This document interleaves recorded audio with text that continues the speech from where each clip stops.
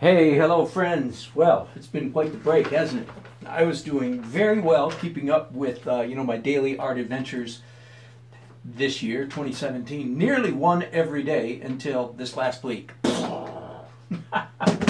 Well, everybody has to take a vacation or deserves a vacation every once in a while. I'm not sure which it was, but I had to take a vacation with my four grandchildren, wife and daughter and husband. We went to Disney World with a 6-year-old, 4-year-old, 2-year-old, and a 10-month-old. Woohoo! It was fun. It really was fun. We understand that the 10-month-old will, of course, not remember this at all. The 2.5-year-old will remember it only because we're going to pummel her for all the photographs of the trip, and she'll remember it when she was 5. You say, I remember that, because she'll remember the photographs. Anyway, this is Monday, July 3rd. Tomorrow is the 4th of July here in the United States. I guess it's the 4th of July all around the world. But 4th of July is special here in the United States. And I'm delighted to be back in the saddle now. It's nearly 5 o'clock, 4:36, 37 in the afternoon. And just to let you know, how does an artist make a living? Well, any way he can, any way he or she can, and darn, does it take a lot of business to keep things afloat. So I have spent the last 5.5 hours, I'm not exaggerating, with my nose to the grindstone, absolutely doing emails, phone calls, emails. Just business, just the business of doing business. Sometimes people say, do you paint every day? And I go, oh, I wish to God I painted every day. I nearly paint every day, but I put in what it feels like a full day's work, because that kind of stuff really takes it out of me. Anyway, the good news is I've done enough for today. I'm caught up. And other good news is on this itty bitty little post-it note here, I have so many commissions. Now, they aren't all, in fact, many of them are not big commissions. That's why I had to write them down, because they're so small, I'm afraid they would fall out of my brain.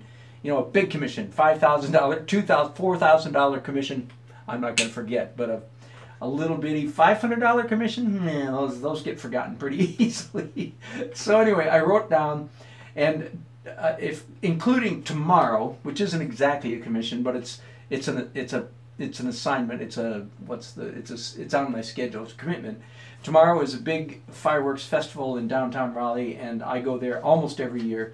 I'll be there again tomorrow doing a painting and hopefully selling it, and I'll be broadcasting, hopefully, on the street tomorrow, so you can join me then. But including then, I've got 1, 2, 3, 4, 5, 6, 7, 8, 9 commissions. One for no money. I'll show you that one in just a minute. But the other 8 are all for some kind of pay. So that's good. I mean, as an artist, to do a painting that I know I'm going to get paid for, that's a pretty good deal. So one of the things I really do like, I as an artist, I tend that I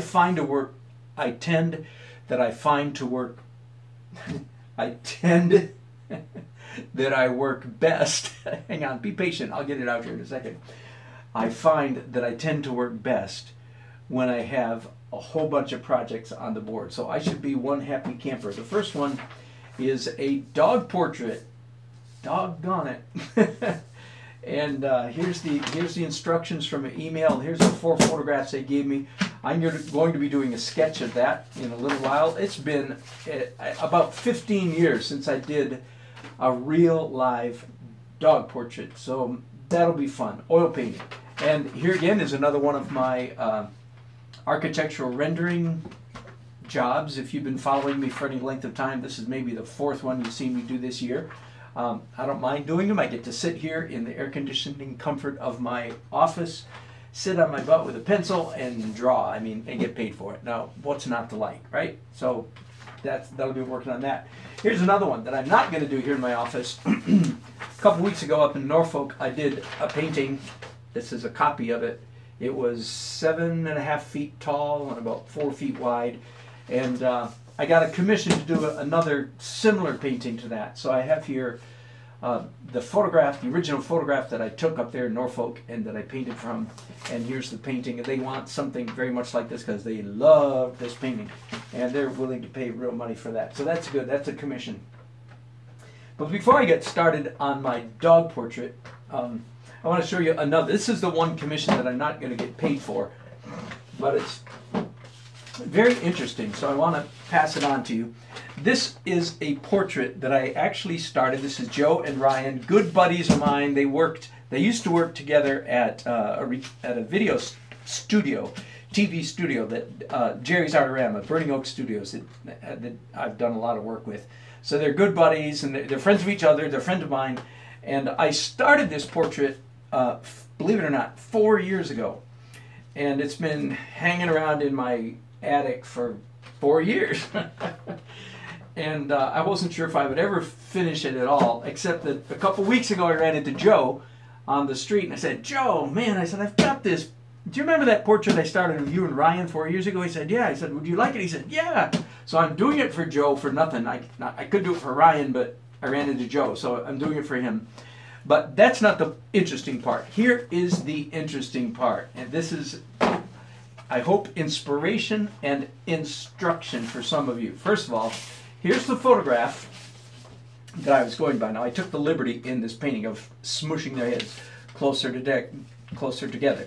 But this is the photograph that I was working from 4 years ago to do this portrait. That's not the story. Here's the story. 4 years ago was the year 2012, just right?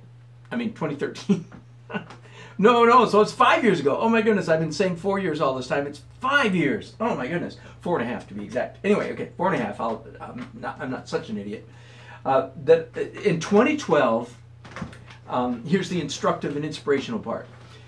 In January of 2012, I decided every once in a while in January, I decided to take advantage of, New Year's resolutions. It's a good time to start something new, right? And I'm usually fair. I'm not like a person that makes a resolution and then bombs out normally. And in 2012, as a professional artist all my adult life, and as a professional oil painter at that time for about 8 years, I decided I was sick and tired of being intimidated by portraiture. This is 5 years ago now. I decided I was sick and tired of being intimidated. I did portraits, but it was always a little stressful, little, sweat and strain and grunt and groan and get the job done. And I was tired of that. I said, I am a trained professional, or in this case, an untrained professional. I should be better at portraits. So in 2012, I decided to do one portrait every day for the year. Now, I failed. I didn't make it, but I did 280 some portraits that year. And so I consider that an overwhelming success. But here's the way I did it. Again, this is a little bit of inspiration, a little bit of instruction. If you want to get better at portraits, I set up a real simple rinky-dink blog. Okay? It was called oneportraiteveryday.wordpress.com or something like that. And I linked it to my Facebook, and I told my friends. And here's what I did. I would do a portrait. And what I mean by doing a portrait every day, I didn't mean I would do a masterpiece or an oil painting. No, just a sketch. Just one sketch every day. And often it was at the end of the day. Often it was me sitting down on my couch, exhausted after a long day's work, and propping my feet up on the coffee table and pulling up something on my phone and trying to do a quick sketch of the Wright brothers or some movie actor or some politician or some historical figure. And here's what I invited. I invited people to go on my blog and give me feedback, critique. Now, not very many people did. A few people did. One person in particular, it would be fun if she saw this, Stella, you know who you are. Stella, my dear friend, took me up on the deal, and she was regular, man. Almost every single portrait that I put up, Stella would come and critique it. And Stella, I don't know if you're doing portraits yet, but you really should do portraits. She definitely has the eye. Here's the instructive part.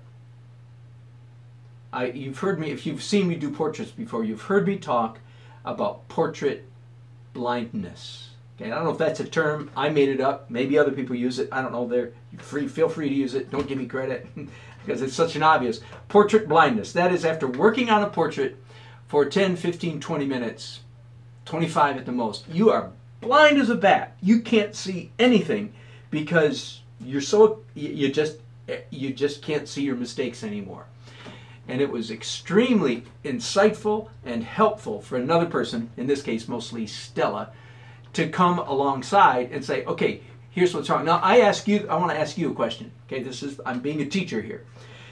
Why was it that another person, again, mostly in this case Stella, but many other people did it as well.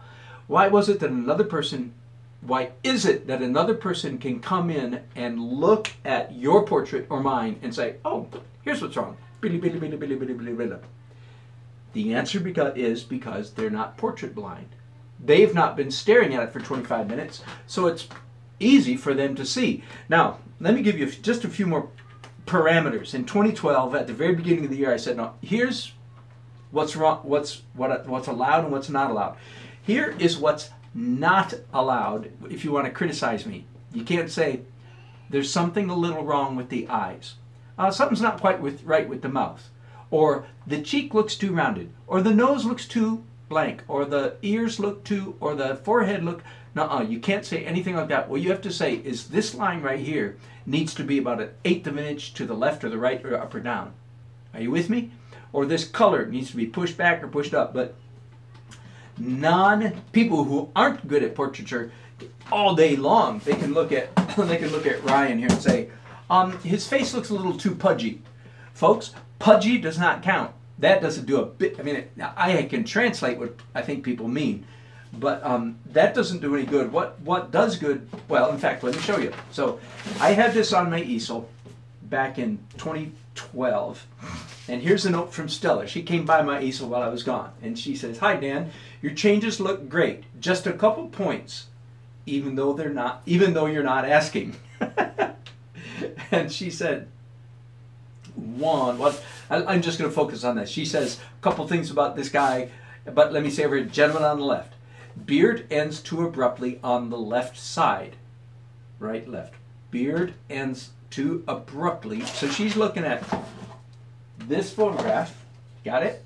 She's looking at this photograph, and sure enough, she sees that this little part of Joe's beard right here isn't indicated on the painting. Good call, Stella. And then she goes on to say also, and this line right here is too sharp. That's legal. Oh, absolutely. Why didn't you tell me? Why didn't anybody tell me? You know what I mean?